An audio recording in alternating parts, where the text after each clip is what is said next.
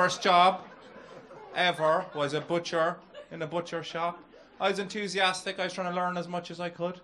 So I'd follow the butcher everywhere for days. Following him everywhere, learning. I'm learning. What kind of chops are they? Kind of chop? Yeah, learning. Day 2, a man approached the counter and he said to the butcher, "Is this beef halal?" And the butcher says it is.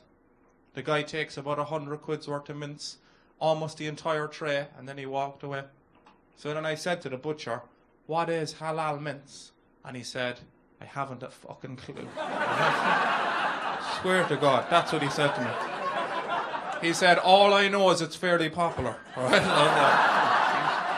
Popular. 100 quid's worth. Make up a couple of halal signs there.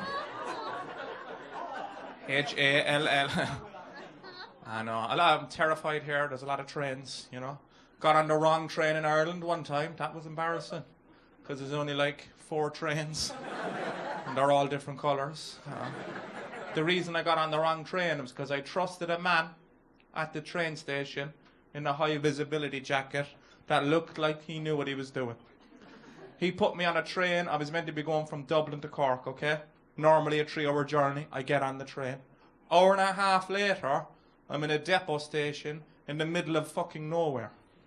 I'm looking around. There's no one else on the train. There's actually people now working on the outside of the train. And I'm just thinking to myself, this train is going to be fucking delayed, isn't it? And then these guys from Irish Rail jumped on the train. They walked up behind me. They said, "What the fuck are you doing?" And I said, "I'm going to Cork." And they said, "This train isn't going anywhere near Cork." And then I said, "But I was told by a fella back at the train station in a high visibility jacket that looked like he knew what he was doing. He told me that this was the Cork train." I'm not joking, right? One of the lads just went to the other guy. "That's fucking Steve." That's how bad Steve is at his job, you know? He's sending people to this depot station every fucking day. And then one of them said possibly the weirdest thing that's ever been said to me in my entire life. One of them said, "For a minute there, I thought you were Chinese from behind." That is strange, isn't it? Steve's a bit of a racist as well, you know. Send the Chinese to the depot station. Serves them right. Yeah, I do have a friend. I have a few friends, but this friend in particular, he looks like the footballer Cristiano Ronaldo, you know. And to be fair, he does look like him, and it's very annoying because he never shuts up about it. Cristiano Ronaldo. But he sort of has the head of Ronaldo and the body of Danny DeVito, you know that way. And I wanted to look like someone famous myself, but I didn't know who it was at the time. Somebody came up to me at a show and they said, "You do look like someone famous. You look like Andy from Emmerdale." Yeah. So I went home and I Googled it. I was like, I'm just glad to have someone. So my friend looks like Cristiano Ronaldo. Let's see who I get, right? I'm like that. And I look like a sheep farmer from Leeds who gets teenagers pregnant and killed his man. I tell you, it's one thing looking like a fella, but what a fucking coincidence, you know? I mean, that is like 3 out of 3.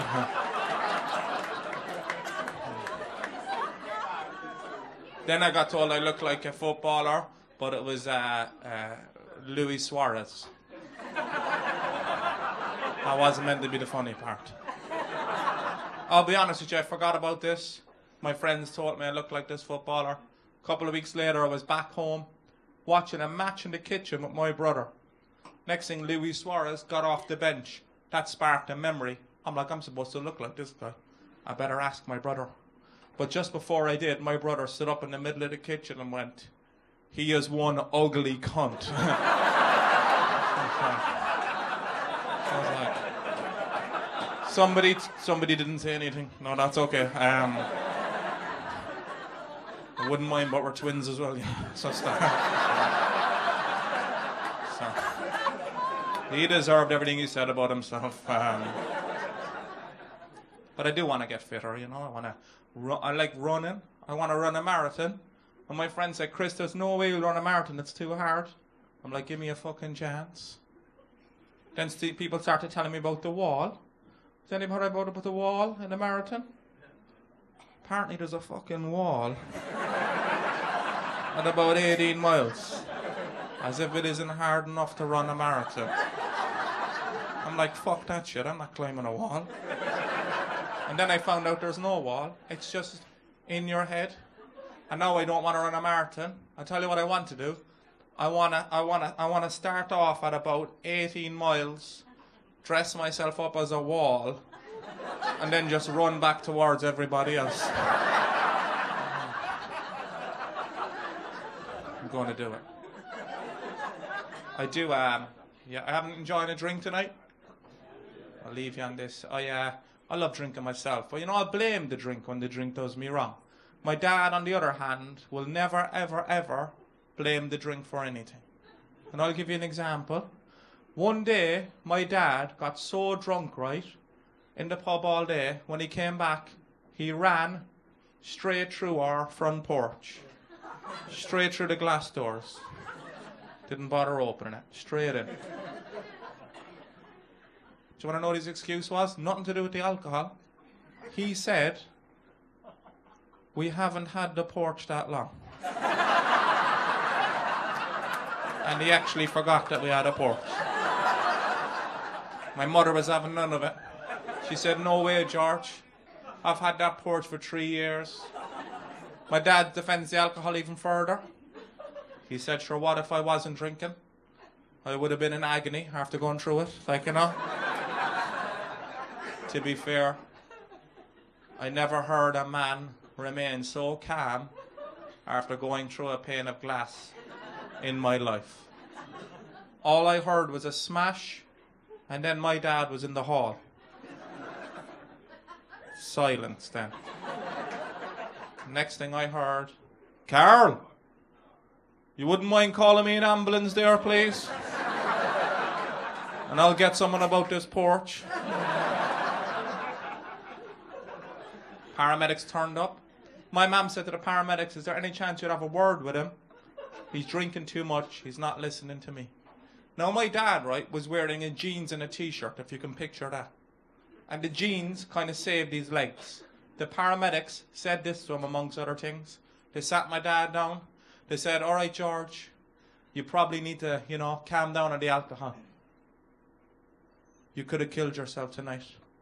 You gave your wife an awful fright. You broke the porch.